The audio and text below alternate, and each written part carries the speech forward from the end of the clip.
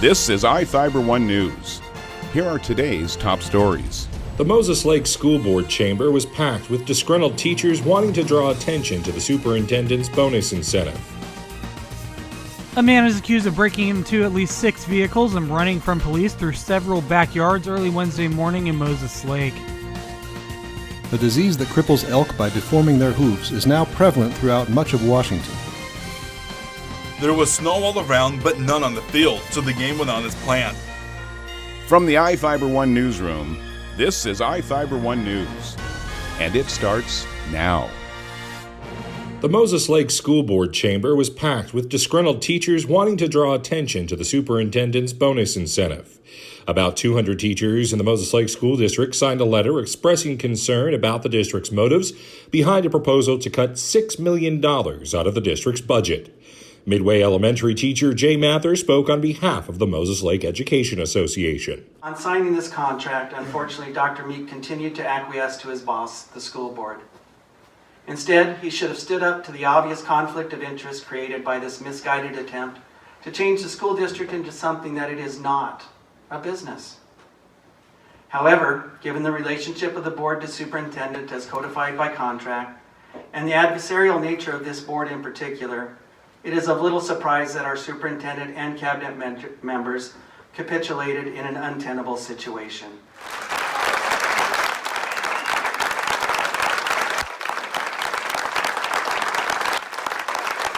Seconds after the standing ovation, board member Eric Stones had this to say.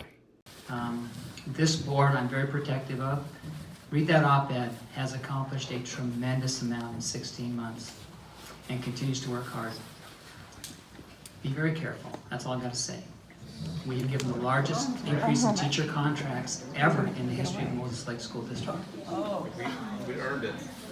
In Superintendent Joshua Meek's contract, it states that he's entitled to a bonus if he is able to meet a set of certain goals established by the school district, one of which is reducing the district's general fund by 5%, which equates to $6.2 million. iFIBER 1 News solicited a reaction from Superintendent Meeks after the meeting. I would say I wasn't necessarily surprised because I know it's on the heart and mind of our staff, and so I think it only reinforces their passion about what's important right now for them, and also their concern about some operations of the district.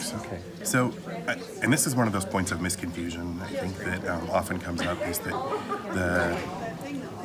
the goal is not targeted at just making reductions. I mean, that's a very negative way to really look at it. But the reality of it, with a change of state funding and the way things have moved around, is that we have to find more efficient ways of doing our work.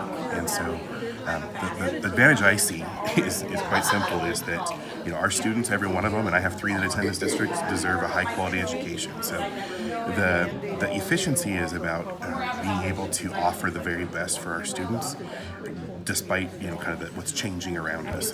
Moses Lake Education Association President Jeremy Pitts. When you make a budget that is dependent on providing a bonus for cutting resources and services to students, yeah, it's counterproductive. It doesn't fit what we're actually trying to do.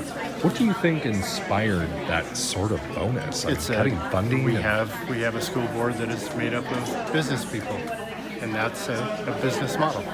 iFIBER 1 News circled back to Dr. Stones for an explanation behind his statement that appeared to rile up some of those in attendance. My words I used were, be careful that we don't come across as self-serving, because we've just given them a huge increase in salary.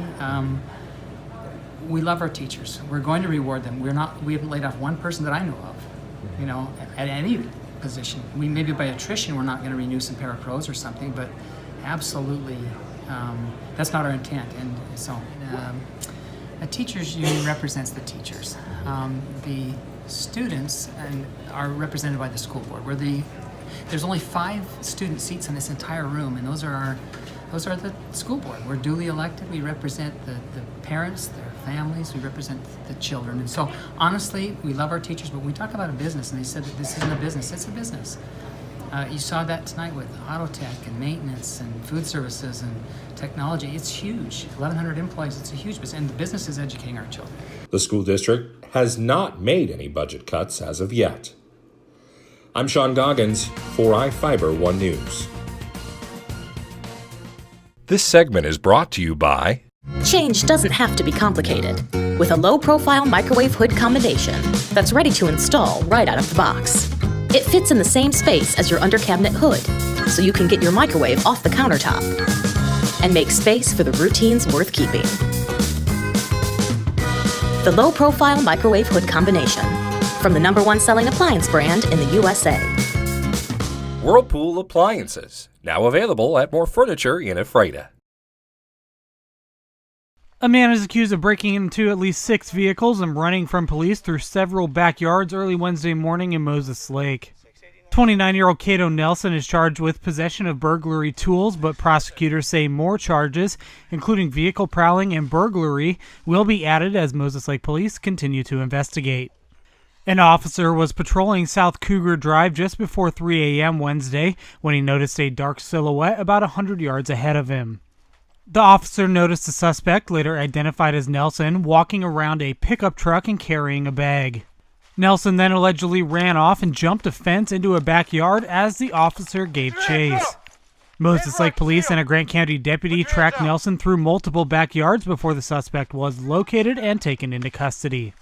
Nelson was reportedly in possession of several screwdrivers and pliers, and officers tracked Nelson's shoe prints in the snow and discovered 6 vehicles broken into with multiple items stolen.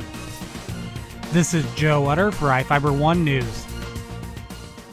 This segment is brought to you by...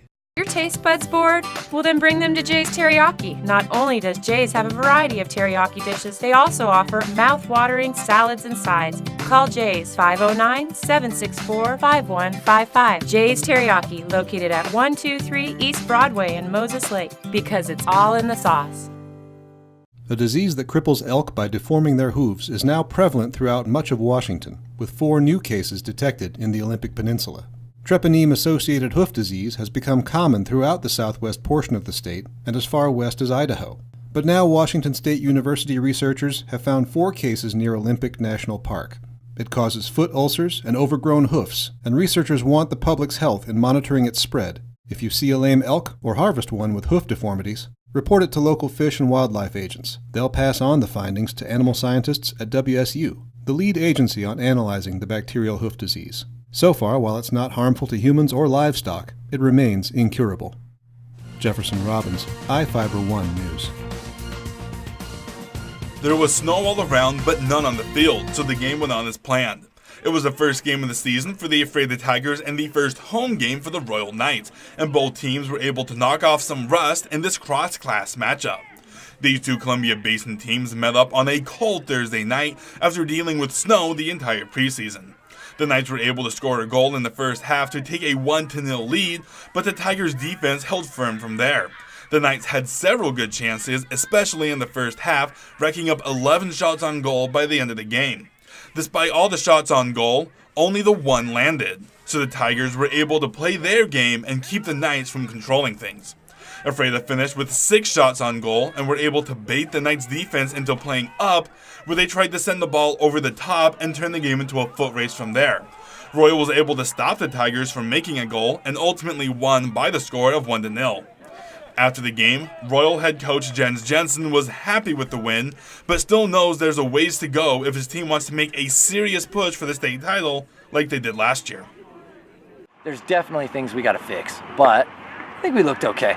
And, cold night, first home game of the season, and against a team that, is bigger and more physical, I thought we did okay, given the circumstances. Royal will play next Tuesday at LaSalle, while Ephrata will stay on the road and play against Sela at the Sozo Sports Complex in Yakima this Saturday. I'm Adam Chikoski for iFIBER 1 Sports. This is iFIBER 1 News. For more information on these stories and other news, visit us online at iFiber1.com or check us out on Facebook.